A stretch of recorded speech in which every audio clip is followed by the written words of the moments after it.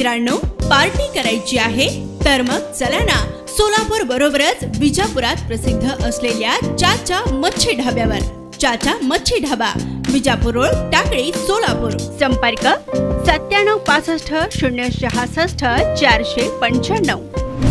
मुंबईतून आता एक मोठी बातमी समोर येत आहे. राष्ट्रवादी अजित पवार गटाचे नेते माजी मंत्री बाबा सिद्दीकी यांची प्रकृती खालावली आहे. अचानक त्यांना अस्वस्थ वाटू लागल्याने बाबा सिद्दीकी यांना मुंबईतील लीलावती रुग्णालयात दाखल करण्यात आला आहे. 2 दिवसांपासून ते लीलावती रुग्णालयात ऍडमिट आहेत. फूड पॉइझनिंग झाल्याने त्यांना रुग्णालयात दाखल करण्यात आले आहे. त्यांची प्रकृती आता स्थिर आहे. बाबा सिद्दीकी हे मुंबईतील राजकीय वर्तुळातील मोठं नाव आहे. राष्ट्रवादी अजित पवार गटात जाण्याआधी ते काँग्रेसमध्ये होते. 1999 साली ते पहिल्यांदा वांद्रे पश्चिम या विधानसभा मतदारसंघात निवडून आले. त्यानंतर 2014 पर्यंत ते सलग या मतदारसंघाचं प्रतिनिधित्व करत होते. आघाडी सरकारमध्ये ते मंत्री देखील राहिले आहेत. नोव्हेंबर 2004 ते डिसेंबर 2008 या काळात कामगार अन्न नागरी पुरवठा मंत्री त्यांनी सांभाळला आहे.